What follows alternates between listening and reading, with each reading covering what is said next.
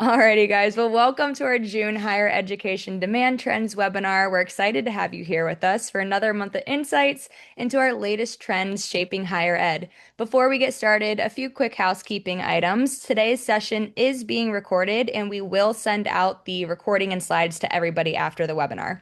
Throughout the presentation, please feel free to submit your questions using the Q&A feature at the bottom of your Zoom screen. We will answer as many as we can live. We'll save some time at the end for questions, and if we don't get to yours, someone from our team will follow up with you afterwards.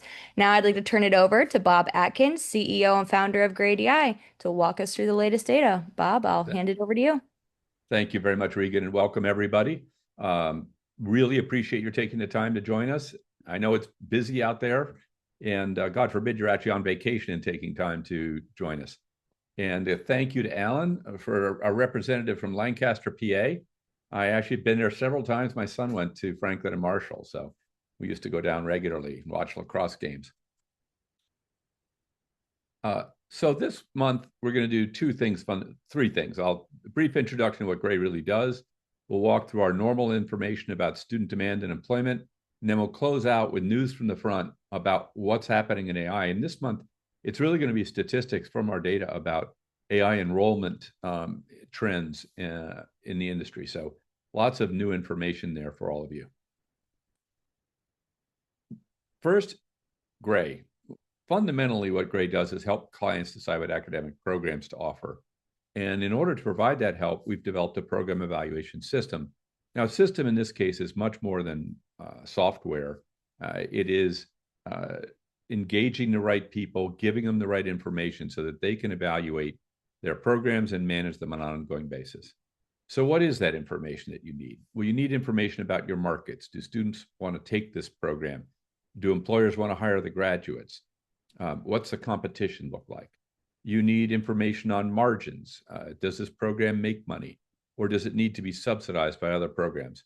Which, by the way, is fine if it's well aligned with the mission. There are programs that are small, that are not going to be able to stand on their own 2 feet financially, but are mission critical. And we need to make sure, as we look at the portfolio, that there are enough contribution positive programs to fund the ones that we choose to subsidize. Then, of course, you get to two critical ingredients. Academic performance of the program. Are students actually passing it? Are they meeting external standards and tests for that discipline? And is it rigorous enough to be consistent with the kind of institution that you are? And finally, mission. Each of you have one. The purpose of having margins is to fund your mission. So that understanding the mission and its linkage to each program is very important. And then you work the outer wheel with that information, as I mentioned, engaging the right people, giving them this information so that they can evaluate and manage the program portfolio. It is, above all, a participative process. I can tell you it doesn't work if we come in and try and tell people what to do. I've tried. I have the scars to prove it.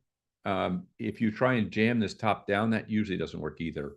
So it's really a very engaged, informed, and interactive process to make it effective. Now let's shift to the trends. First is Google search. Think of this as a leading edge trend. It's telling you what people are looking for now who will enroll later.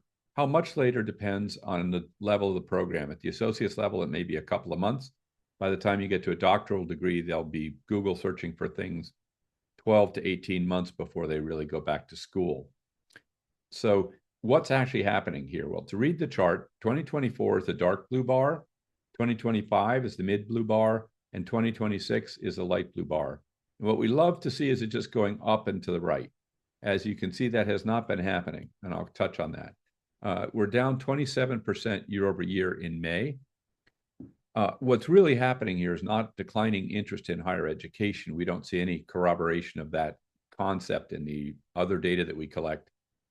What is happening is we have a shift between traditional search and AI search, and that is diminishing the volume of this, which is traditional keyword searches. So what's happened, from what I can see, is it's stabilized now around a drop of 30% year over year. And this month was actually slightly better than the average for the beginning of the year at down 27. But I think it's, as a metric, it's stabilizing again, so it'll become more useful as we look forward. and we have data that's more comparable month over month. What is growing within that? Fastest growing programs, design tech has been on our list before in the top 10, but I've never seen it growing at this pace. It's up, 1,200%, not a number we normally see. And computer programming is up close to 600%. Now, caution to everybody. When I see numbers this large, I get suspicious. So don't take this to the bank. There could be some anomaly happening in the data that's causing these numbers to be so large. But nonetheless, they are the 1 and 2, and that's probably true. But I'm very skeptical that this level of growth is actually taking place. Then we get to more normal levels of growth. Language interpretation and translation up 59%. We only have 3 healthcare programs on here, which is interesting. Pharmacology, exercise physiology, and dental hygiene. We got some technical programs. I mentioned drafting, 3D modeling tech, surveying tech, and communications and engineering tech. And finally, we have a couple of others, mortuary science. And somewhat to my surprise, this is not the first time this has been on the list. Not the cheeriest program, but a very successful program in a number of institutions. And we do need people that are willing to do that work. And I've been over survey tech and design tech as well. So interesting, eclectic group of things that people are interested in. And I'm particularly focused in on the interest that's emerging or sustaining in the arts with all the challenges of getting a job when you graduate with a degree in the arts. There's still a lot of students who want to study it. Now let's shift and take a look at fall enrollment. Keep in mind that this is just what it says, fall enrollment. So it's very current information on what's happening. We should have spring coming through in the next month or so. So if you're comparing this to iPads, this data is 3 or 4 years really more current than iPads, perhaps more depending on how you think about it. If you're looking at iPads, the most current data is 2023, I believe. And that's when students graduate, because you don't have enrollment by program in iPads. You only have graduation by program. So that really tells you what they wanted 3 or 4 years before they graduated. So you're really looking at, when you're on iPads, you're looking at what students were thinking about and what the trends were all the way back in 2020. Enrollment, on the other hand, we're looking at fall 2024. And fortunately, community college enrollment is up by 162,000 students. And it's been rising about 4% a year since 2023-24. That is the year after COVID. Within certificate programs, general studies is up 1,800 students. Licensed practical vocational nurse up 4,000. We've got 4 healthcare programs on here. So at the certificate level, healthcare is one of the predominant fields. And these are some of the biggest programs. So it's very important to see them growing. We've got medical clinical assistant, which used to be the largest program in the US. It's not anymore. Nursing assistant patient care aide up 2,000. And medical management clinical assistant specialist up almost 2,000. The other mainstay of certificate programs, and to a large degree, for-profit schools and community colleges, are your career and technical education, or CTE programs. And those are also looking healthy. These are some of the core programs in that space: electrician, HVAC maintenance tech, auto mechanic tech, and welding tech. We have a couple of other programs I mentioned, general studies, and here's our drama and theater arts reoccurring at this level.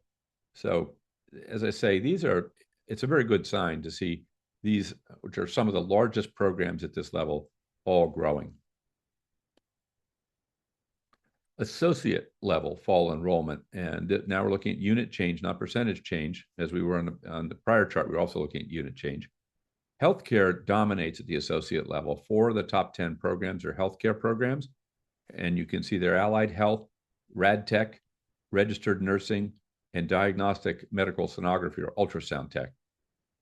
We do have some STEM programs here as well. Engineering general, and you'll see, keep that in the back of your mind as we look at the bachelor's level. Biological and physical sciences, and a variation on biology here, all up over 4,000 students. And then we have a few others: business administration and management, bookkeeping, and general studies, up over 3,000 students. Now let's move up to the bachelor's level, where we're up 132,000 students. So cliff be damned, we're still growing. Now, in fairness, the cliff wasn't predicted to start until next year. So we'll see how this fares as we go into the next year. What's growing at the bachelor's level? Well, I'm delighted to see nursing is growing. As all of you know, we've got a nursing shortage, have had for quite some time. In our data, there are about 4.4, 4.5 job postings for every nurse that graduates. So we're still way behind the curve in terms of meeting our society's need for nurses. And it's good to see enrollment up 29,000. We may be able to get, if those kids can all get through, that could be a very good sign. Health services, allied health, up 11,000 as well.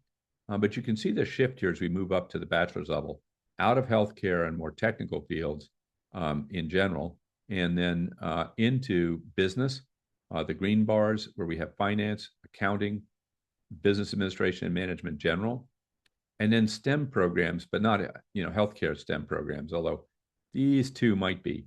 But we have mechanical engineering, electrical electronics engineering, both up over 10,000 or close to 10,000, well above it.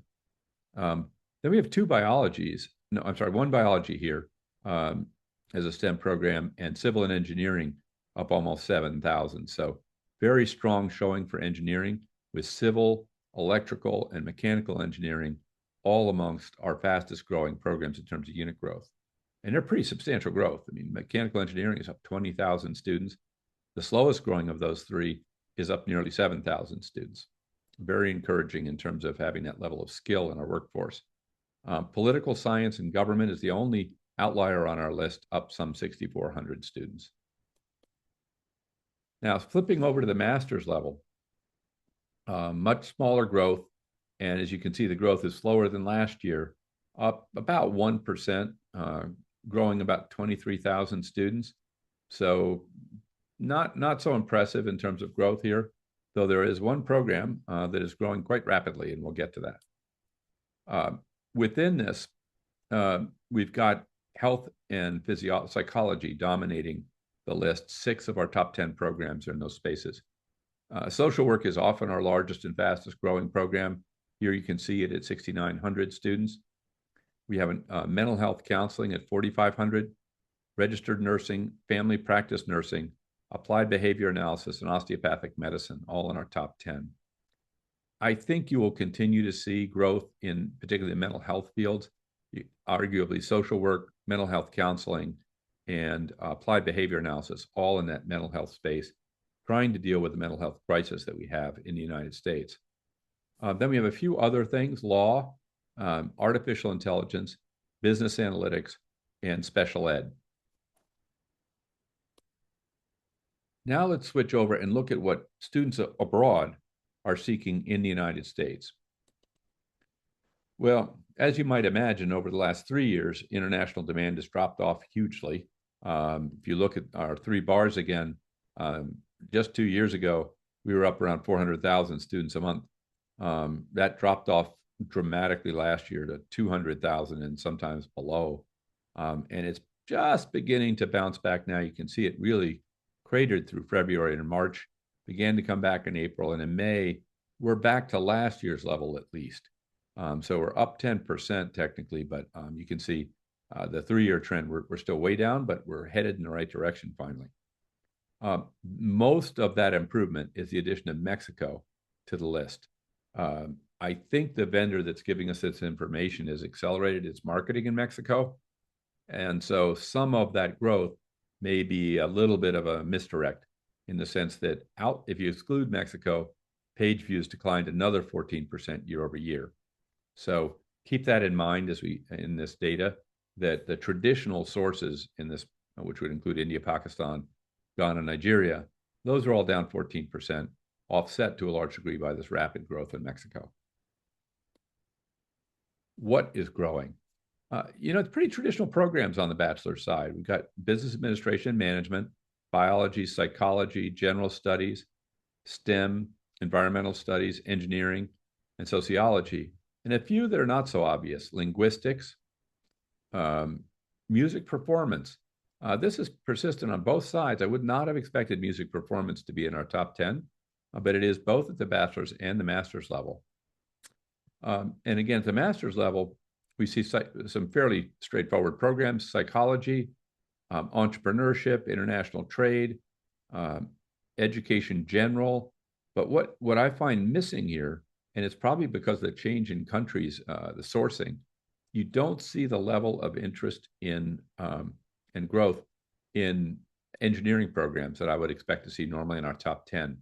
So as we've begun to erode our position in international education, some of those traditional growth programs, the core programs, are not making the list.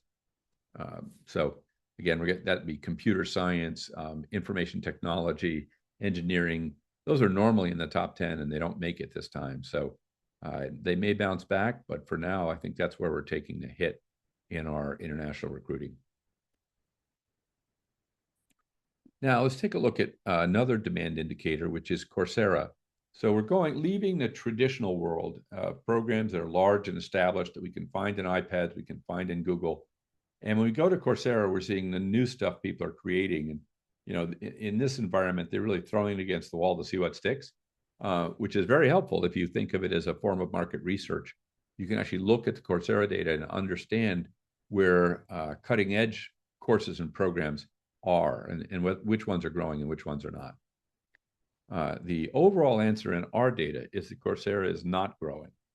Now, Coursera would disagree. They announced in their earnings that their enrollment was up and up strongly. So there's a good chance that, again, we have a data anomaly in here. They merged with Udemy recently. And in the course of the merger, you jam programs together. One of the challenges in tracking Coursera is when they retitle a course, so they change the content, they'll often take the cumulative enrollment number down to 0. And that cumulative enrollment is what we use to track month over month. We subtract the prior cumulative enrollment from this month's cumulative enrollment, and we get the change. So if they start zeroing them out, they can take very large programs and then dramatically reduce the apparent enrollment in those programs.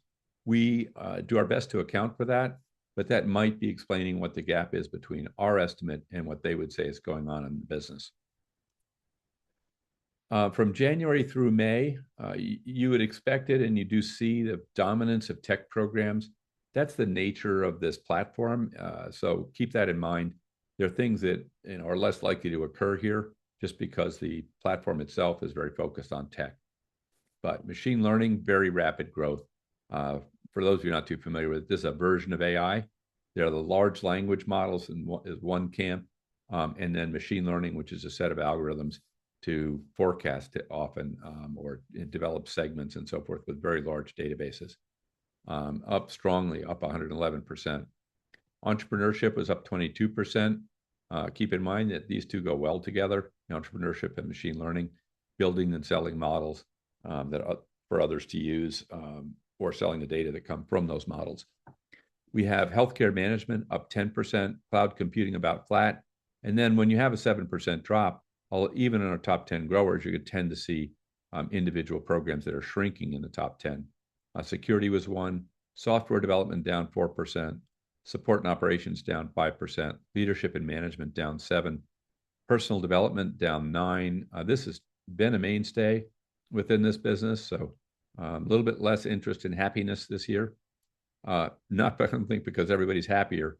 Maybe they've given up, but that used to be their number 1 program. And computer and security networks down 10%. Now, we've educated all these people at the associate level, at the bachelor's level, at the graduate level. Is anybody hiring them? And you've heard all kinds of glum things about hiring and the problems that recent grads are having. And much of that is true. If you step back, if I remember the numbers correctly, if you have a high school degree, your unemployment rate is about 7%. If you have a college degree, it's now about 5%, which is unusually high. The biggest bias, though, is between older people and younger people. The unemployment rate in the older population is much, much lower than it is in the younger population. So there is a skew going on right now that reminds me of when I was graduating and was trying to get a job. It is challenging out there. I don't think it's quite as bad as people crack it up to be. just because the actual unemployment rates are low. But we should keep in mind that includes a bunch of people who are underemployed. They're doing jobs that don't really require the degree level they have. So that can suppress the apparent unemployment rate in the sense that they're not fully employed because they're not working up to their potential with a degree. But again, the unemployment rate for college grads is about 5%, and national average is about 4.4 right now, if I recall correctly. In May, job postings went up, and I have to give the U.S. economy credit. It's been a juggernaut. We've done anything you can think of to mess up the U.S. economy, and it's still been growing. And you see it here in the job postings, up 6%, very healthy growth in job postings. And, you know, I don't know what to say. I'm surprised and delighted. Now, keep in mind that this is not good news for higher ed. Typically, as the unemployment rate declines, people go back to school. When the unemployment rate is let me say this correctly. I always get it backwards. Unemployment is directly correlated with enrollment. So if unemployment's going down, enrollment will go down. If unemployment's going up, people go back to school because they can't get a job. So keep that in mind. When we see job postings going up, that actually might lead to a decline in enrollment. Now, what's growing? We've got very limited health on our list. 26% growth in physical therapists, 7% in nursing assistants. A good solid growth in management-related fields, marketing managers, financial managers, general and operations managers, project management specialists, and sales managers. There's a very interesting aspect to having growth in management positions. What we find when we look at outcomes for students is that most students don't end up going into a field for which they're directly prepared. After a few years, many graduates end up as managers. So they may not have trained to be a particular kind of manager. Let's take a psychology graduate, didn't train to be a marketing manager, but actually a lot of the skills that they learned are very helpful in marketing, doing surveys, analyzing consumer behavior. But in general, they're just applying their skills to managing a group of people or managing a function. And those skills tend to be more of our generalist skills. Can you communicate effectively? Can you manage your own time? Can you understand complex situations and problems? So growth in management, I think, is a good indicator of potential growth for graduates in general, regardless of their degree. We do have some here, however, that require specific skills. Industrial engineers, not for the faint of heart, and not for history majors like me. Software developers, for all you've heard about AI wiping out software development, and there are no jobs in software development, our job postings are up 32%. So I think that forecast is premature. And coaches and scouts up 6%. My guess is, notice this isn't coders, by the way. That might be different, where coding is now getting done by software developers who are using AI to actually do the job that coders used to do. So we could be seeing a drop in coding at the same time we're seeing a rise in software developers. But my overall take is the need for skilled people in and around coding, data security, and AI is still far outstrips our supply of people who are competent to do that work. So we're not done. And a question you can ask if you want to check around you is how many months backlog does your IT organization have? And if you start hearing numbers under 6 months, please let me know. That means we're going to have a problem. But I haven't heard anything out there about the backlog of work to be done by developers, by IT, going down, despite the fact that there are automated tools that allow us to do it incredibly faster. Just as an example, one of our folks built a little platform, and it now pulls his work requests off our work management system, writes the code for those, and gives it back to him to check before it posts it. And so far, 100% of what those software agents have written has been able to go into our systems largely untouched. So there is huge productivity increases, but frankly, there's an equal increase in the things we want to build. So it hasn't led to reduction in employment. Screen is malfunctioning here. Which skills are growing in demand in the US out of all that? What we see is a real trend in business and operations, which has been coming for a while. If I went back 2 years, I would say this was not much present in our systems, but over the last 2 years, we've begun to see it pretty regularly. Scalability, do you know how to grow a business? Operational excellence, business operations, operational efficiency, all growing well over 70% and more. Then we have automation, arguably part of that same constellation.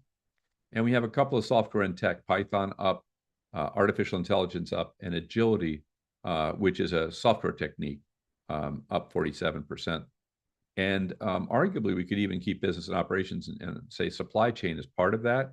So very heavy emphasis here on what I would call traditional, heavy, almost manufacturing-oriented skill requirements.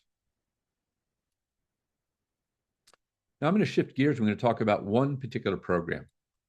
This month, we're talking about logistics. We mentioned this whole emphasis on operations. Logistics is dead center in that, and a growing field in the United States. How do I know it's growing? Well, this is the overall score, 98th percentile. Student demand, 99th percentile. So we keep track of about 1,500 programs. That means it's one of the 15 programs with the greatest student demand. Employment percentile, 92nd. So it's got as many jobs as all but 8% of programs. And finally, competitive intensity is high at 80 at the, I'm sorry, is very healthy at the 85th percentile. So overall, it looks like a very attractive program. But let's dig in a little and see what's going on. Before I do that, though, note that this is all color-coded. So it's color-coded based on the percentile. So a program at the 100th percentile would be dark green. And if you really stank it up and we're at the 0th percentile, you'd be pink. So fundamentally, it goes from green is good to red is bad. On student demand, this is a very healthy program. Our new student volume over the last 12 months is the 94th percentile, with 3,700 new students enrolled. On-ground and online completions, 96th percentile, so it's bigger than all but 4% of programs, with 6,900 completions.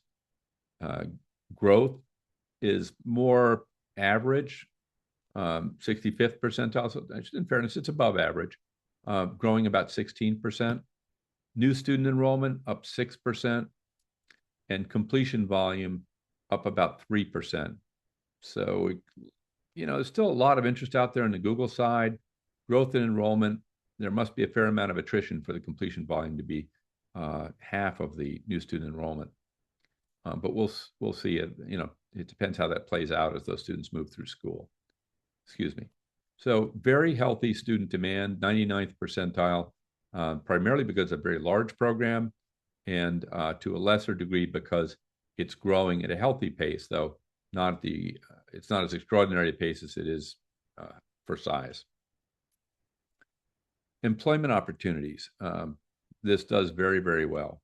97th percentile for job postings, 97th percentile for BLS current employment, 97th percentile for annual job openings. So across the three metrics of employment size, it's in the top 3% of all our programs. Growth, doing well, 75th percentile. 3-year historic growth, 92nd percentile. And those numbers are respectively 3% growth in employment and 5% growth in employment. So still healthy growth in employment for this field. Job postings per graduate. This is a measure I think is really important. It gives us a sense of whether there are enough jobs for grads. And the average for undergraduate is 1.7 jobs per graduate, which is still a pretty healthy level. This is right around that average at 1.6. Sad to say, when I ran it for the arts, they were running about 1.2, but still enough jobs for grads. So that just gives you an idea of the range here. This is sitting right about the middle in my experience. 25th percentile wage, that is what our proxy for entry-level wage, $63,000. That's a 77th percentile. And then we go down to the median wage after entry, so that'd be 4 years in, and that person's up to $85,000 in wages, and that's about the 70th percentile. So it's good, it's not fabulous. Underemployment, 41%. That's better than average, but I would say just still disappointing. And excuse me, do you have any questions that I should answer while we're here? We do have a question. Someone is asking, do we have a system to track the number of graduates by major who gain employment within 1 year of graduation? Not specifically. We could tell you how many. We probably wouldn't be able to tell you the percentage. So we do get data on graduates. We have a database now. It's about 70 million total, 30 million where we have complete records. And that's updated at least once a year. I think it's more often than that.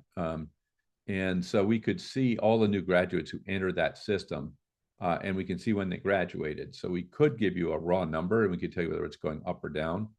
I think what you're looking for, though, is something that's more about what percentage of my graduates or what percentage of all graduates are actually finding work within 12 months. And I don't think we have a good number to know even within the total number of graduates. So, we know the relative number, if you will. We don't know the total. We could see year over year trends in that number within our data. So the answer is yes, but not as, I don't think we have it as cleanly as you might like.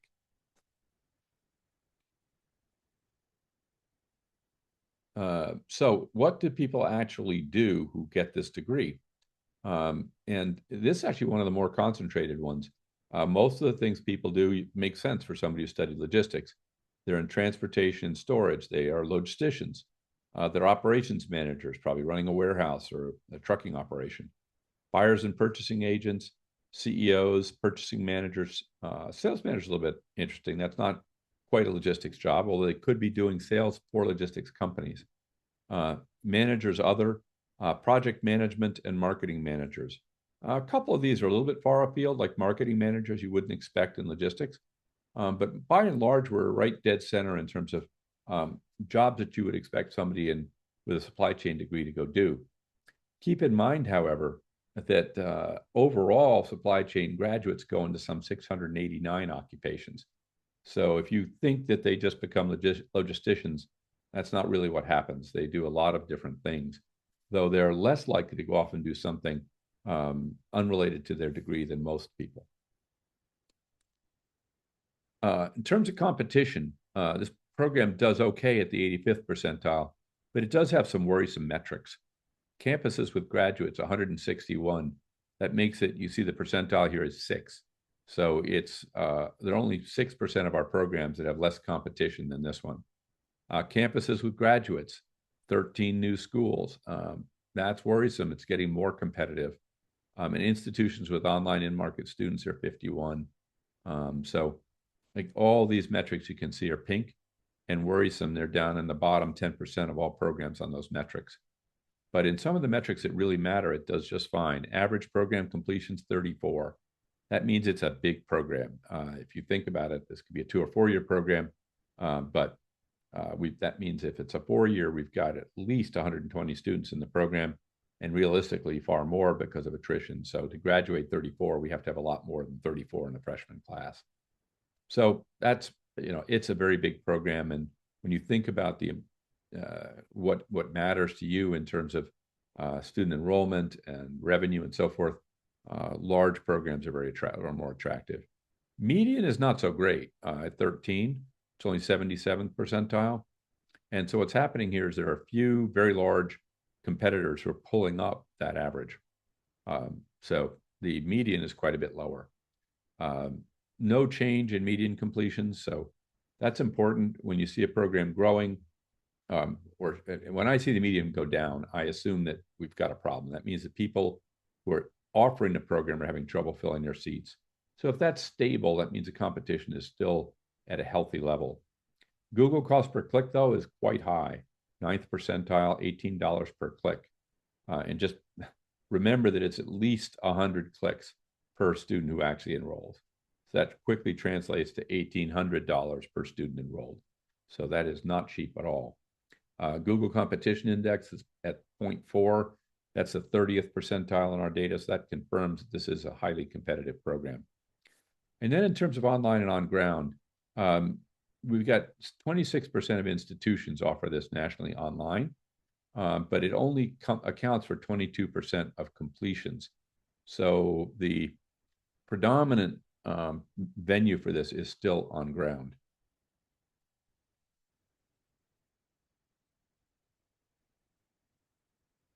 And here's what it looks like when you put it all together. You can see the color coding, each of the categories, very attractive in terms of student demand, solid employment, a little bit of a question on competitive intensity, but still overall very large and competitively viable.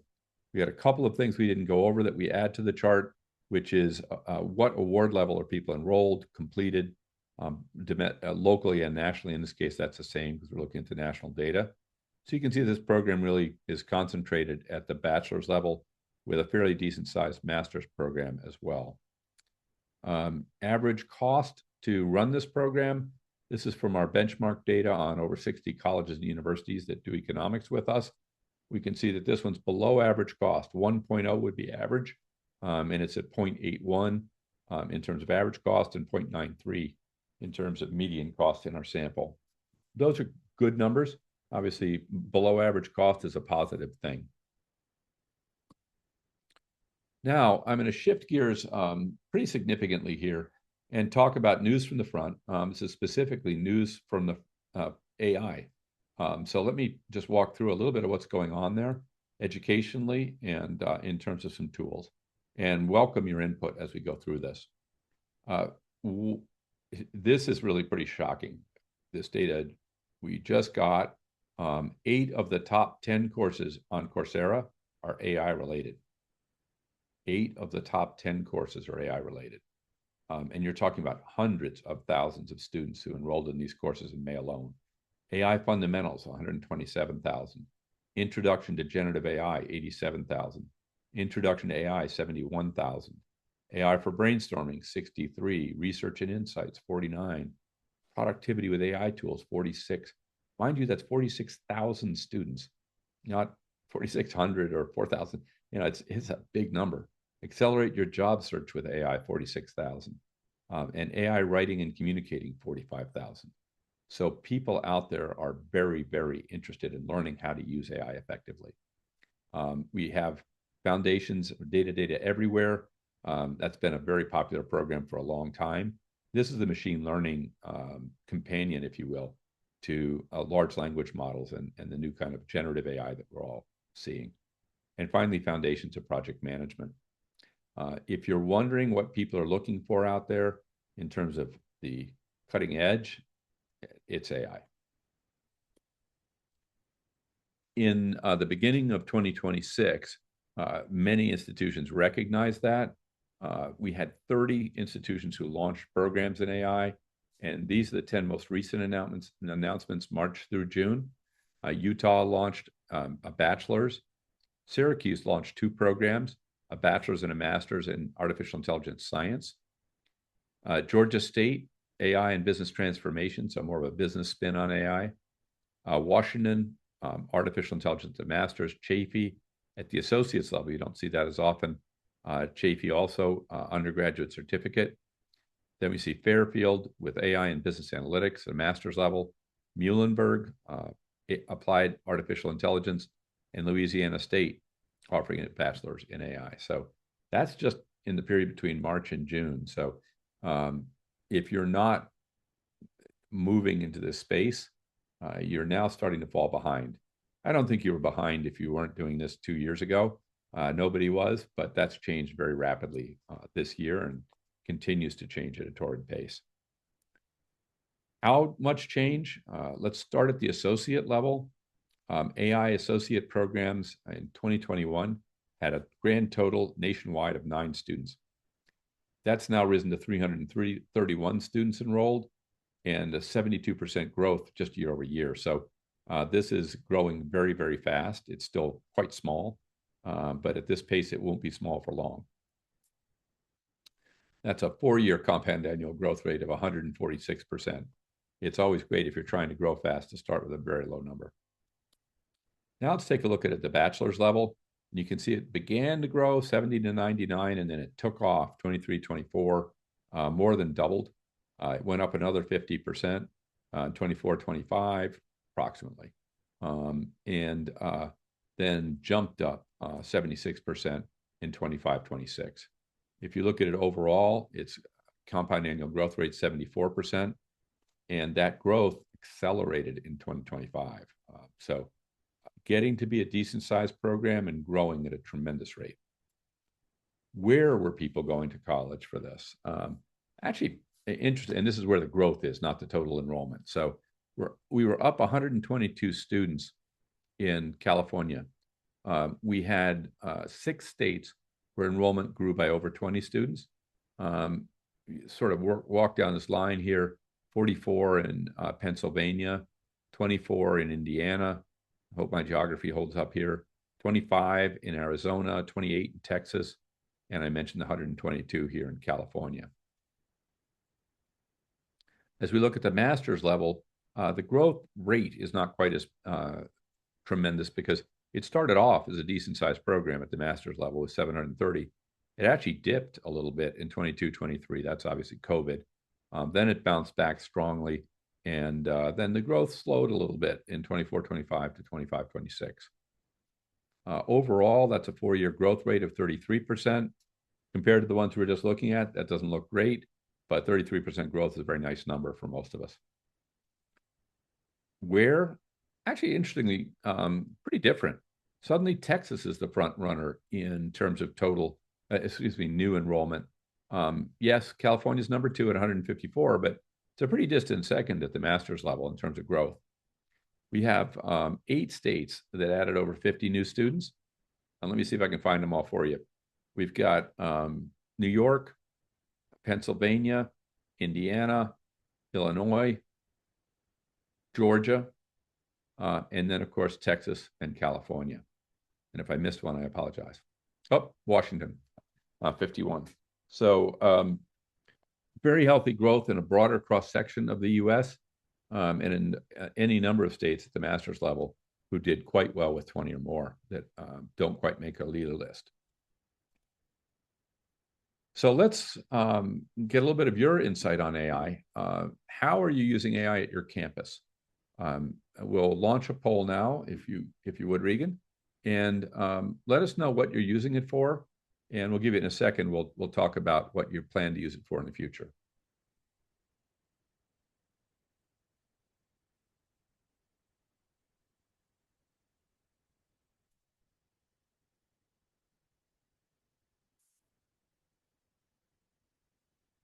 It's been interesting. We've been running this survey for a little while now, and there's some pretty clear trends out there. I'm not going to bias you by telling you what they are just yet, but I'll be interested to see if this survey identifies any changes in behaviors in terms of use of AI on campus. I know it's been a very controversial topic. I just heard from a client yesterday that one of their faculty stood up and made an impassioned speech at the close of the school year about why they should ban AI entirely from the campus. So there are those who really believe that this is evil. I don't think the issues that they're citing are insignificant. They really are material. And as we work in this space, we're trying to address those. So let's see, tutoring, that's been the lowest penetration of any of the things, but 14% is a little higher than it has been. It's been under 10. Career services, 16%. Also almost down there with tutoring. Admissions, 38%. Increasingly, chatbots and other things are actually being built into the customer CRM systems. So that's happening. General campus information, that usually is higher, actually. A lot of schools have implemented that. Institutional research, sure. Administrative efficiency, 49%. That makes sense. So I look at this and say the closer you get to students, the lower the use, the campus-sponsored use of AI. Let's keep in mind that doesn't mean students aren't using it for tutoring or career services. They are. They're just using a general purpose AI chatbot, which can do both those things with some serious harm involved when you use them. I'll come back to that in a second. So thank you. Now let's talk about where you think you're going to go next with your applications of AI. And here, just if you could just enter, you can certainly answer more than one, but just enter the sorts of things that you think your campus is going to be doing next.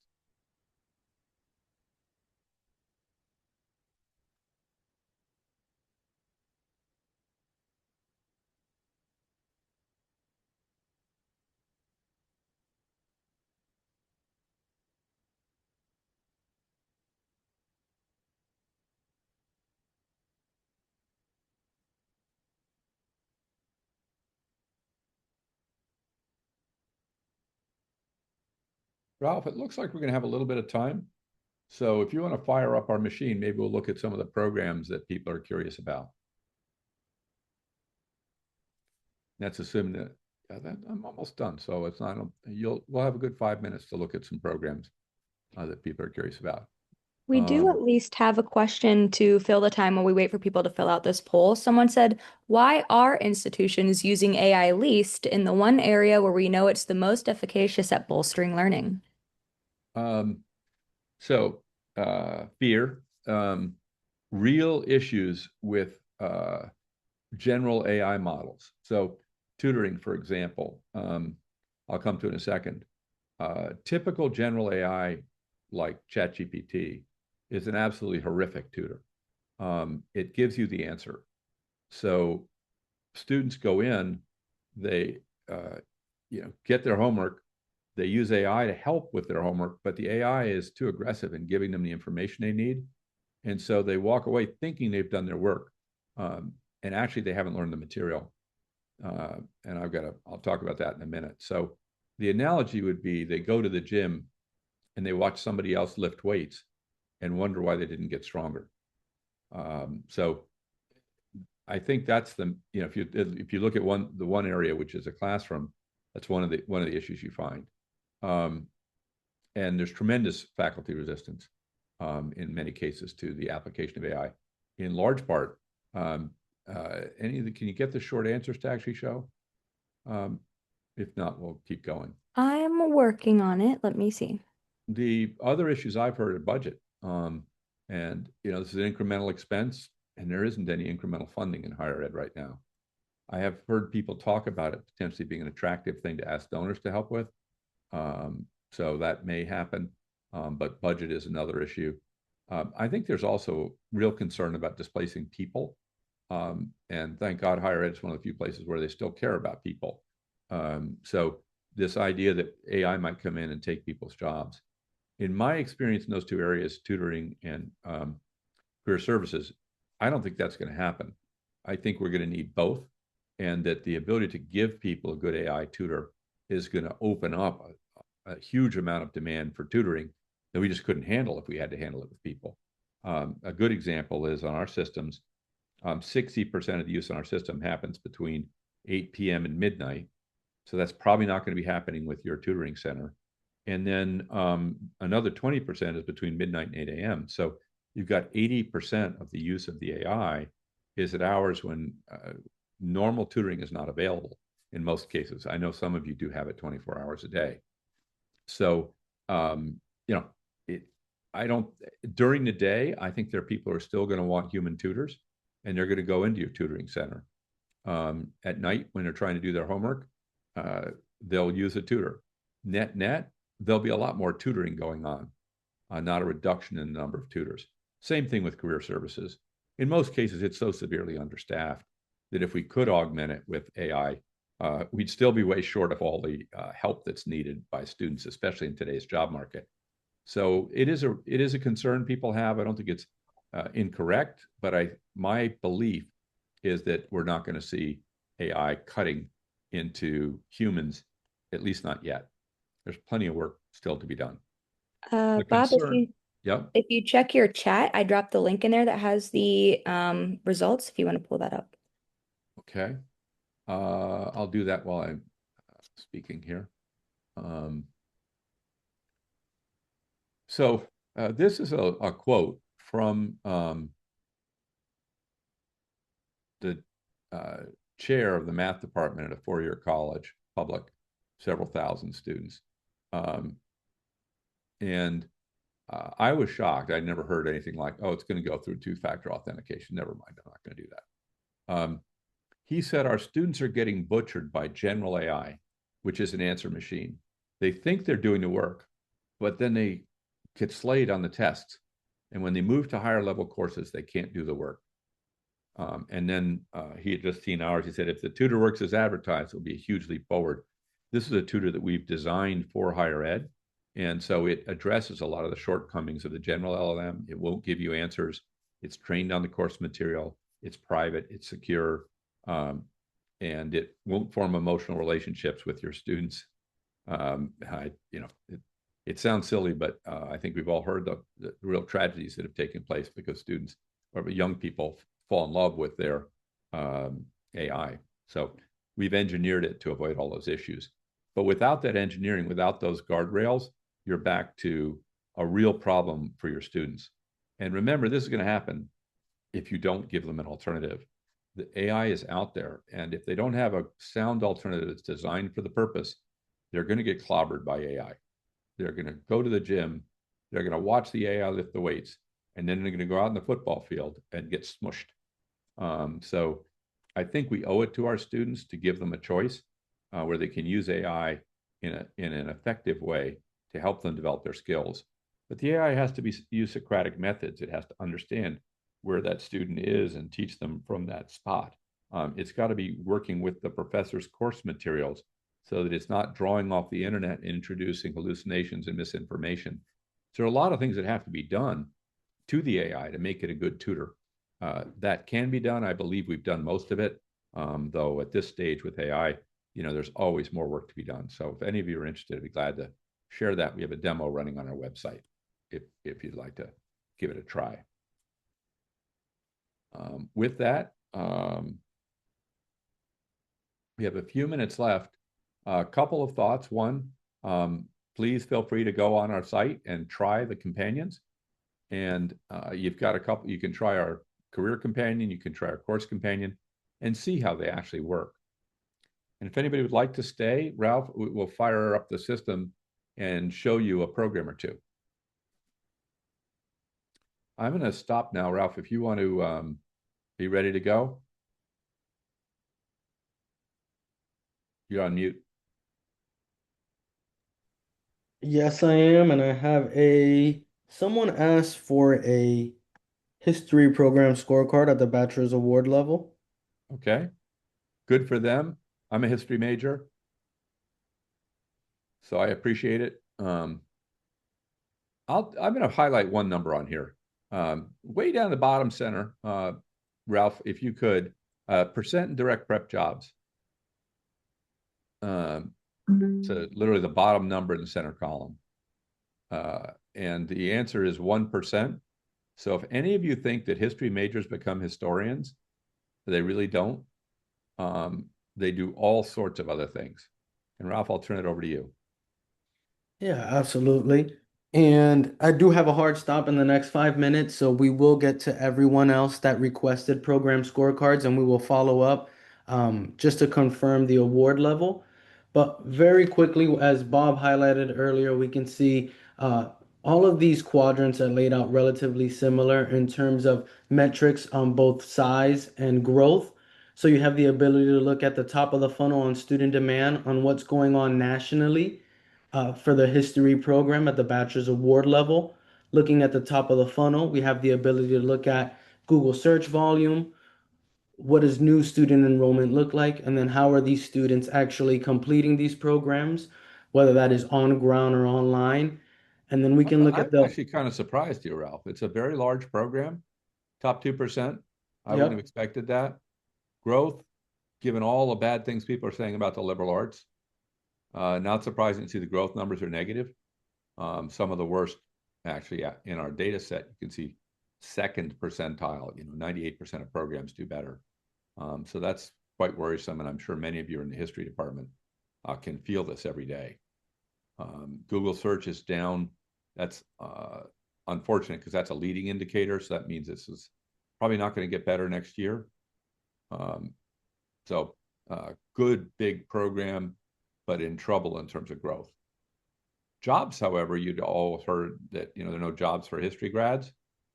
Not really true. Actually, the way we analyze this, there are plenty of jobs for history grads. And that's because they go into about 500 occupations, not the 6 or 8 that would be included in direct prep, which is a traditional way of looking at the labor market. But that direct prep crosswalk is, as it says right on the National Center for Education Statistics site, not based on empirical data. And our crosswalk actually is, we use some 30 million graduates to figure out what they majored in and what they do. And that's where, and then we crosswalk those occupations back to history. And when you do that, you find out there are lots of jobs. But chances are they're not going to be jobs tightly related to history itself. And growth rates for those jobs are good.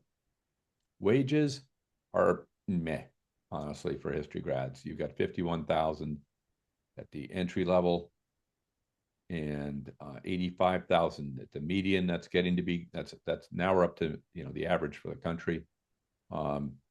Post-entry with a master's, now we're up to 100,000. I think a lot of people who major in history are going to end up either getting a master's in something else or getting a doctorate in law. And you can see the doctoral median, there's $116,000. So in many ways, history is analogous to the transfer programs at community college. It's a path to a higher level degree. And of course, it's extremely competitive. Every college has a history program. So with that, I want to thank all of you for joining us this week. We will be getting out, as Ralph mentioned, scorecards to those of you who requested them. We may need to get a little bit of help from you to know exactly which scorecard to send. But thank you very much for joining us and look forward to seeing you again next month.